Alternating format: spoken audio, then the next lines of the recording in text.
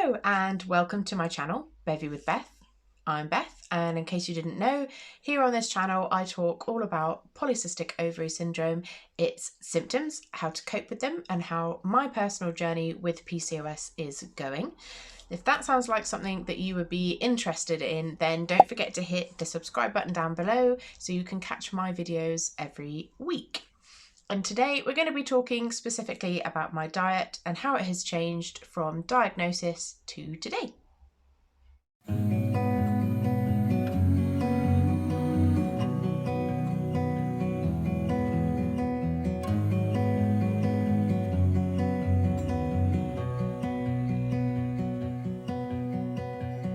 look into your eyes, I see we're out of time. So I do have another one of the cold brew teas by Twining. This is the orange and passion fruit one. Delicious. And as I said, we're going to be talking about the changes in my diet from diagnosis until now. I've decided not to talk about my diet before PCOS.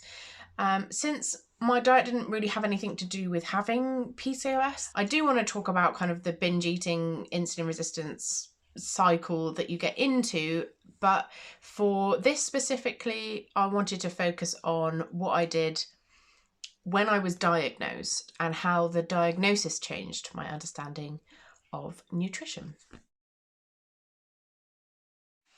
I had already been looking into nutrition and learning a lot more about how food actually works in our bodies before I was diagnosed, but obviously I hadn't been taking it from a PCOS point of view.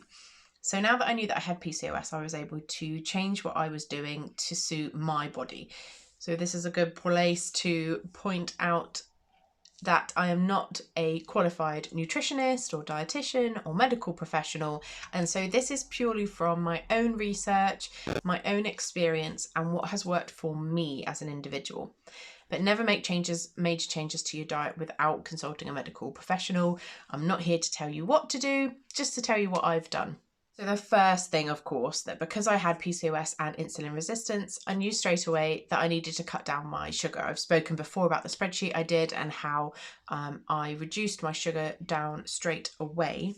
But there is, of course, a lot more to nutrition than simply cutting things out. The other thing that I was looking for is not just alternatives to sugar that would serve my body better, but also nutrients that I could either keep in my diet or add to my diet that was going to support me as an individual with PCOS. So of course, one of the easiest ways to get better nutrition into your diet is by taking supplements. And although I am a big advocate for getting nutrition out of your food rather than simply taking a bunch of tablets, if you either aren't eating certain things or don't like certain things, then definitely finding a supplement to support your nutrition is a really good way to go.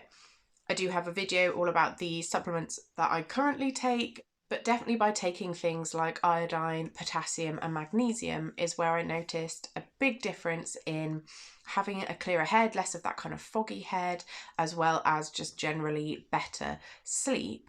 And although that also comes hand in hand with reducing your sugar, especially when you have insulin resistance, taking the supplements definitely made it go to the next level.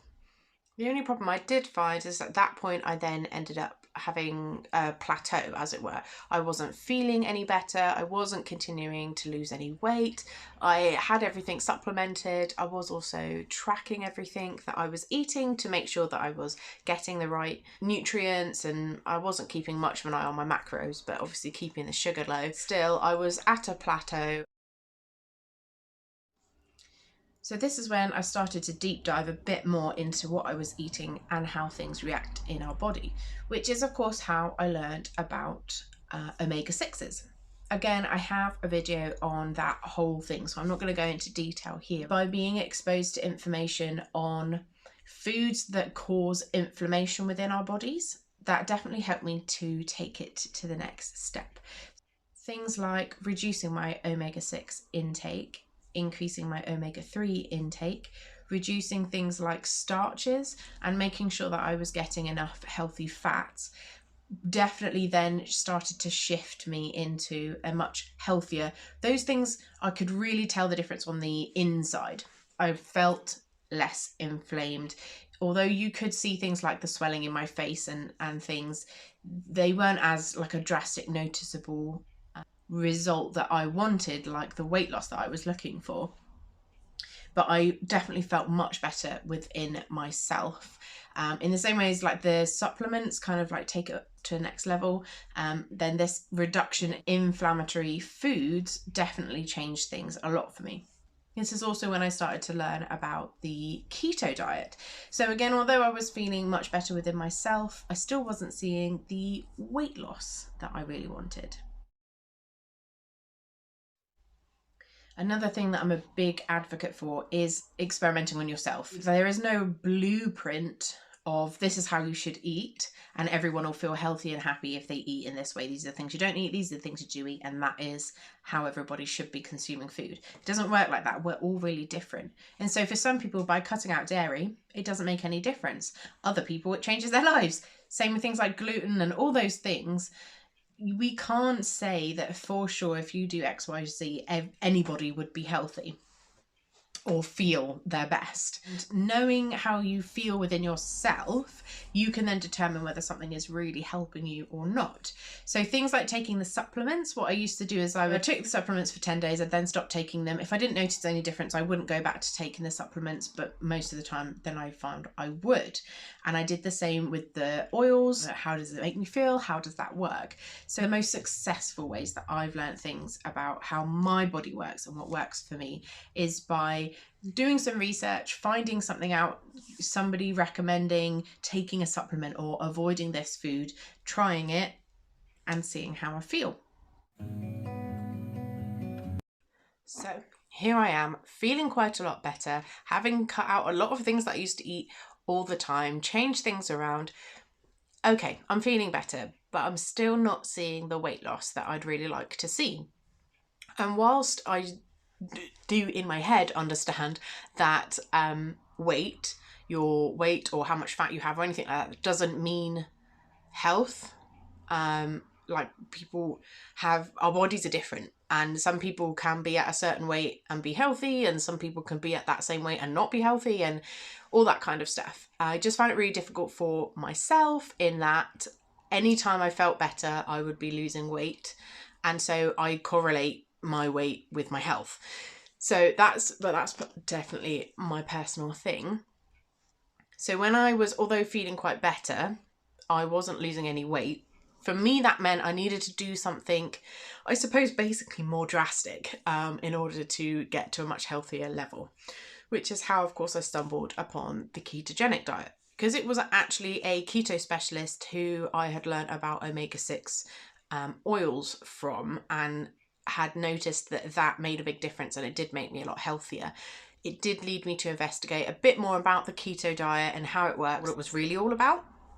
Now, I do have a how to start keto video where I've got all of her videos linked that had helped me at the time, but I will link some more down below today as well. Kind of what led me to the keto diet. I took it very slowly, having already reduced a lot of my added sugar. I'd then reduced my starch intake, so now it was about reducing the major sugars that were left, so it was things like the fruits and the vegetables that I was still eating. I did it and got myself into ketosis and knew I was at that point. I'd already had in my mind that Christmas was going to be a no holds bar, be happy, eat whatever, do whatever, go wherever, and just have a really great time. I found keto, and then leading into Christmas where I just let everything go and did whatever the heck I wanted, made it really, really obvious the energy that I'd had, the weight that I had lost, just everything. Life was really, really good,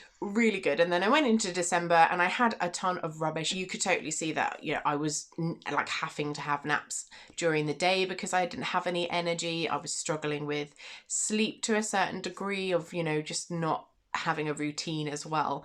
And when it then came into January and started to get back into that more keto diet, then again, I got my energy back. I was even more clear-headed. I could focus. Everything was much better. So that is definitely how I've transitioned from when I was diagnosed to now, discovering the keto diet as the best option for me personally. And now I'm just looking to continue to improve, really, get more information on how to do keto better, getting the best nutrients out of my food, whatever food that is that I'm looking to eat.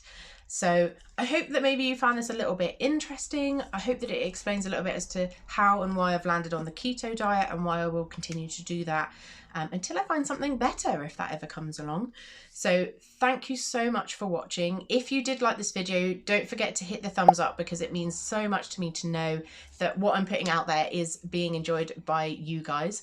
Thank you so much for watching, and I'll see you in the next one.